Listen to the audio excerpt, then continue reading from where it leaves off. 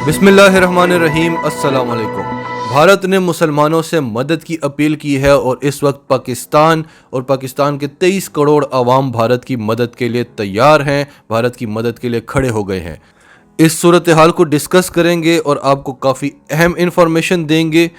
फिर आपको एक बड़ी खबर देंगे कि भारत का नाम फैटफ की ग्रे लिस्ट में डाल लिया गया है और अमेरिका मुतालबा कर रहा है, अमेरिका से कमीशन मुतालबा कर रही है कि भारत को ब्लैक लिस्ट कर दिया जाए, पाकिस्तान को फैटफ की ग्रे लिस्ट में रखा जाए या ग्रे लिस्ट से निकाल दिया जाए। इस हवाले से इस हफ्ते फैटफ में फैसला होना है।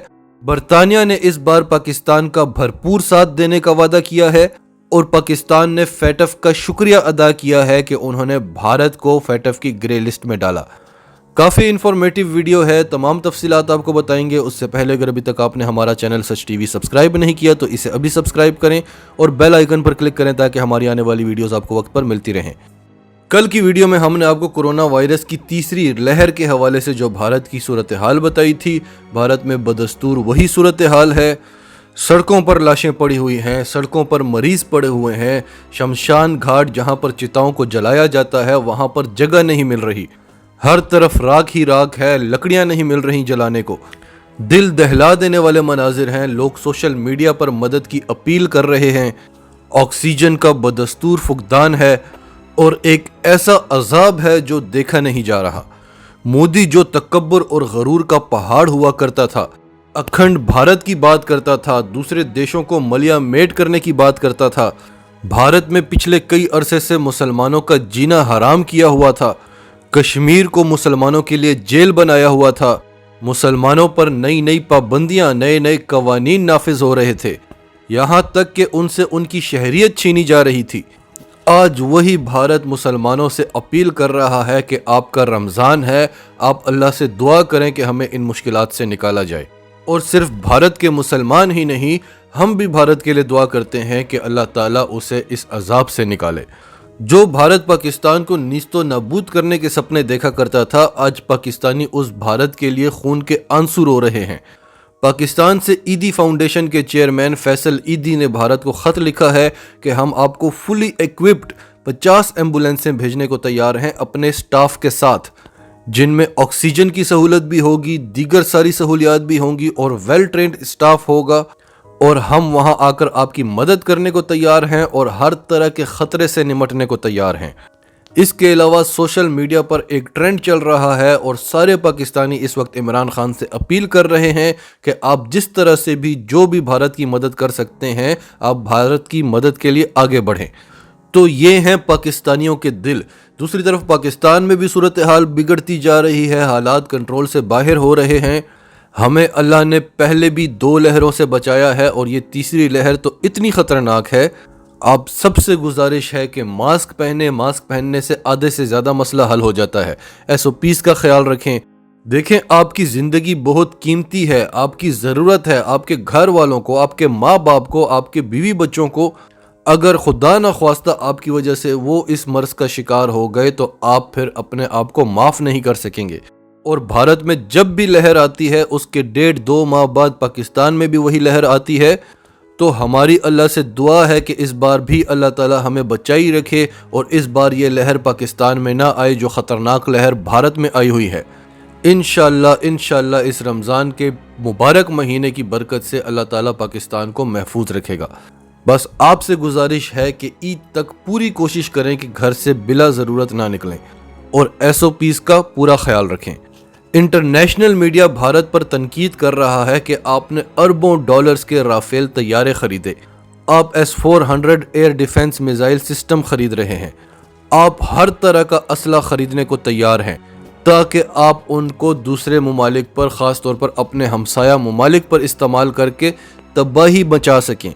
आपको चाहिए था कि सबसे पहले अपने मुल्क में सेहत का निज़ाम बेहतर बनाते और यही सूरत हाल पाकिस्तान की भी है। दोनों ममालिक में एक ही मसला है, कश्मीर का मसला, उसको बैठकर हल करें। खुदारा वहाँ के लोगों पर जो मजालिम ढा रहे हैं आप वो ख़त्म करें और कश्मीरियों को उनका हक दें। वो न करें जो पाकिस्तान चाहता है, वो करें जो कश्मीरी चाहते हैं। बहुत बड़ा मुल्क है भारत, भारत को कोई फ़र्क नहीं पड़ता।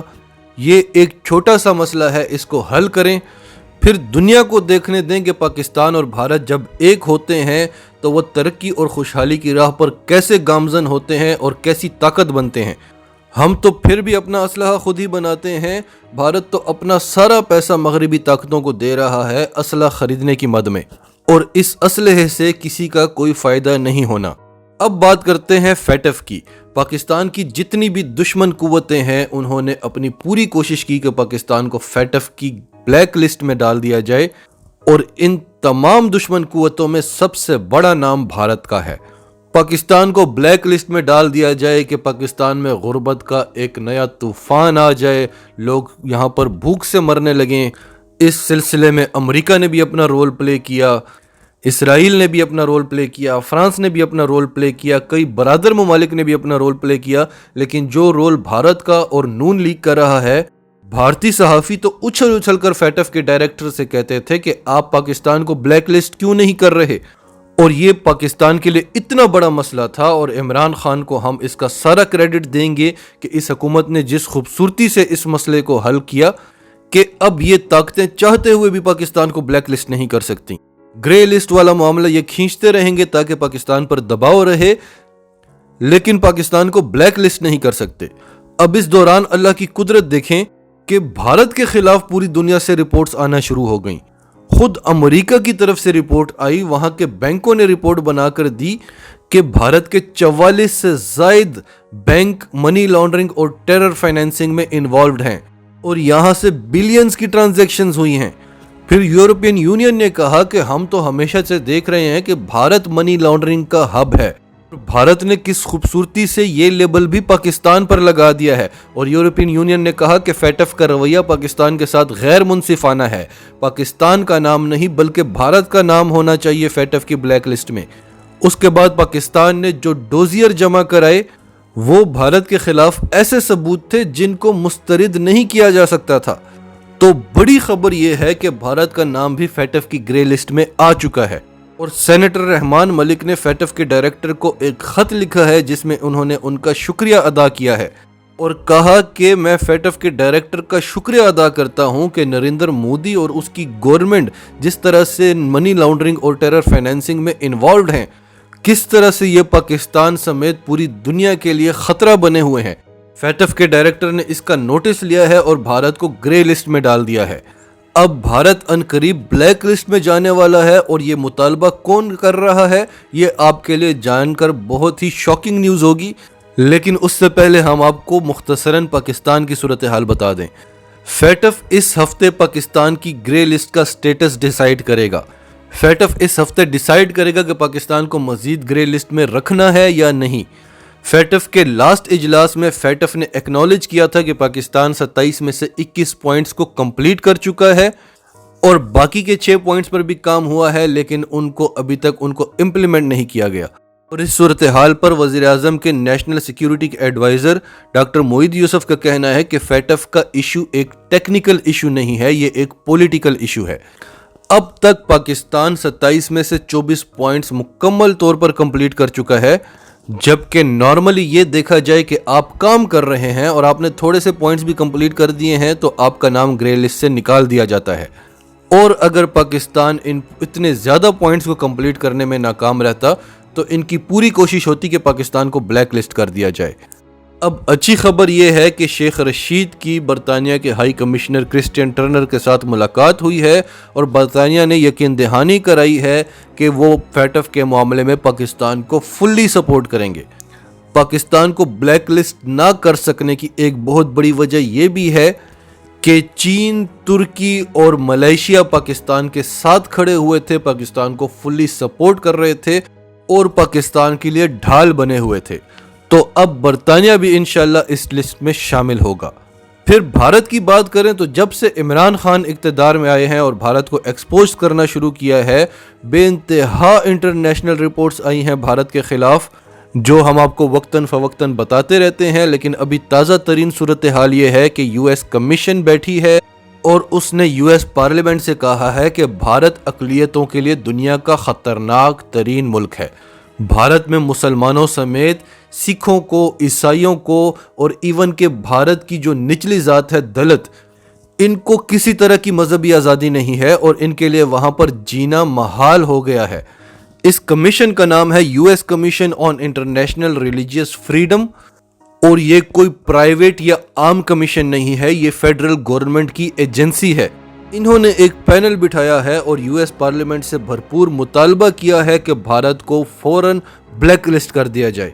अब ये गड्ढा भी भारत पाकिस्तान के लिए पहले से खोद चुका है। अब पाकिस्तान में अक़लियतों के साथ क्या सलूक किया जाता है ये तो आप भी जानते हैं, हम भी जानते हैं।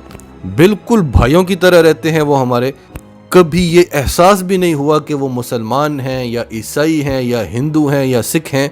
लेकिन भारत की जो प्रोपेगेंडा मशीन है जिस पर वो अरबों डॉलर्स इन्वेस्ट करता है और ख़ुसूसन पाकिस्तान के ख़िलाफ़ इन्वेस्ट करता है, ये सारी उसकी करामात हैं।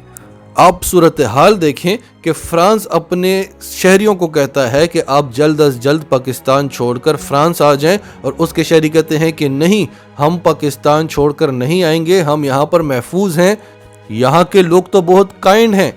तो बहरहाल जो भारत ने पाकिस्तान के खिलाफ गड्ढा खोदा था, अब भारत खुद भी उसमें गिर गया है और अब भारत, रूस, सीरिया और वियतनाम का नाम भी इस लिस्ट में शामिल किया जा रहा है। एक तरफ भारत फैटफ की ब्लैक लिस्ट में जा रहा है, दूसरी तरफ USCIRF की ब्लैक लिस्ट में जा रहा है और तीसरी तरफ भारत में कोरोना के हवाले से जो सूरत हाल है उसमें हमारी नेक तमन्नाएं, हमारी वेल विशेस भारत के साथ हैं।